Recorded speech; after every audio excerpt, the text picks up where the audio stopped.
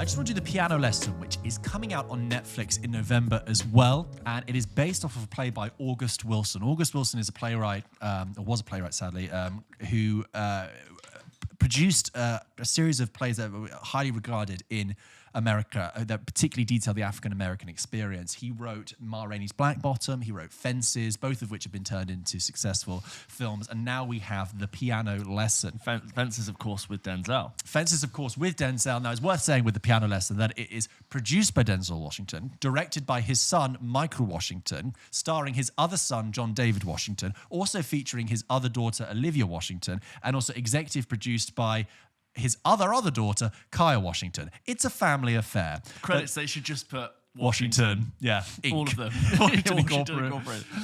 So, The Piano Lesson, like I said, based off of a play by August Wilson. We begin in Mississippi in 1911 on July the 4th, where all of the white families of the local area are watching a firework display. This really bombastic, heavy, illuminating people in red, white and blue light firework display, and one of the people there is this very rich white landowner.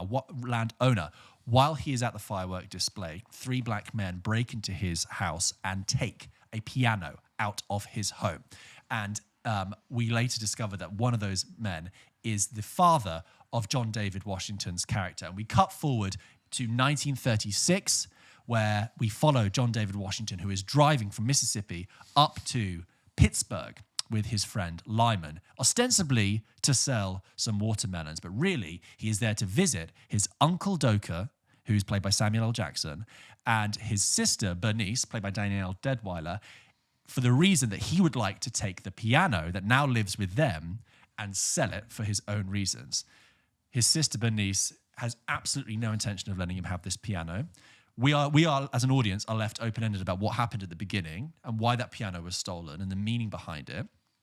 And what you get is this tense setting, again, based off a play, about what this piano means to their family. It's about generational guilt, it's about generational trauma and how that manifests itself many years later. It's about displacement, really, because they are Southerners who have had to move to the North to escape racism still in 1930s America. That's the story. I think the first thing I was quite surprised about with the Piano Lesson, in a good way, is that I was aware that it was a play, and Piano Lesson sounds like a play. It does sound like a play, and you think we sometimes chafe at this sort of stage-like confines on a play. And Fences felt very play-like when I saw it. Yes, and The Whale is another example of a very sort of stagey play adaptation. I think one of the greatest successes of the Piano Lesson is that it quite successfully aerates and breaks down the stage walls of the story to give it some life and give it some vitality. Sure enough, there are long scenes set in the house, long scenes of dialogue, but Malcolm Washington, I believe. Malcolm Washington, I've been saying Michael. Malcolm Washington breaks away from the house enough to really make you feel like there is a life happening and a world happening outside this home. First of all, great cast, as ever. Samuel L. Jackson, we've said before that he has the best filmography on the planet, and this is an example of, another interesting role that he's been given. Yeah. It's a supporting role, but he delivers something really well. He has a brother that turns up, played by Michael Potts, who also is great. John David Washington still is a very solid actor. I think Danielle Deadwyler, who most people won't, be familiar with, she was in a film called Till that came out about 2 years ago, and she got a lot of praise for it, and a lot of people were very, very angry that she didn't get an Oscar nomination for it. But she is absolutely terrific in this. I really, really enjoyed her.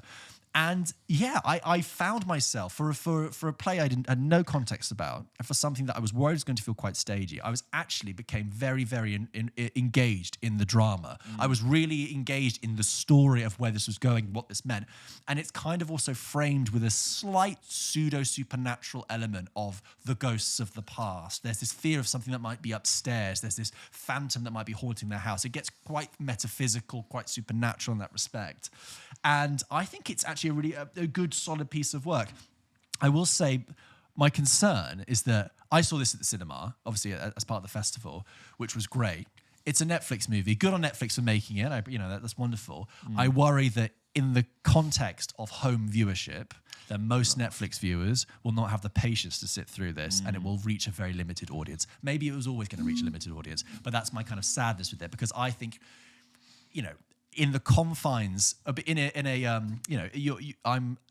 seeing it in the cinema, I'm committed to seeing it for 2 hours. You're kind of shut in, and that it gives it a kind of DNA link to theatre, where of course you go and you see a play, you sit there for 2 hours.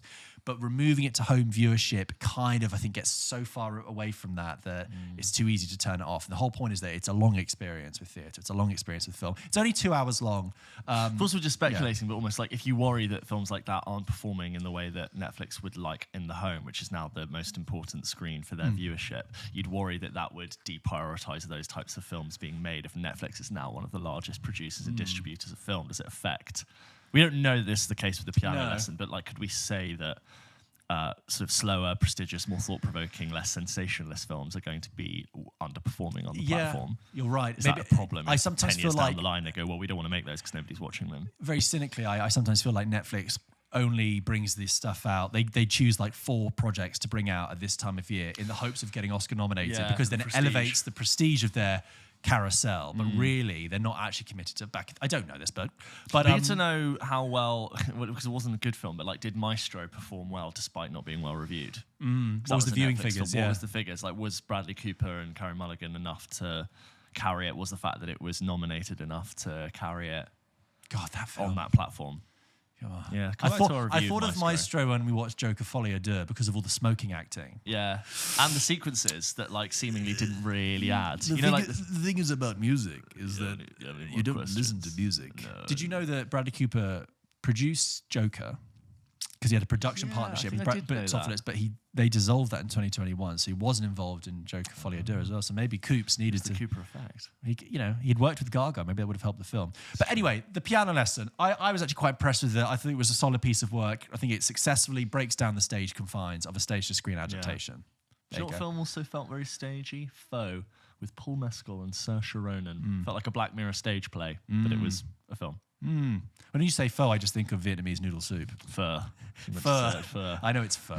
I'm English. It'd be a good parody. Like, there's a knock on the door and it's just like, Deliveroo. It's a bowl of pho. Oh, thank you. What does this mean? Paul Mescal's got a shotgun. Anyway, if you've seen The Piano Lesson, like I said, it's coming out next month on Netflix. Let us know. Hello@pulpkitchenpodcast.com. Or if you're watching this when it's out and it just is out. It just is out. It's become a historical fact. Yeah. It's good.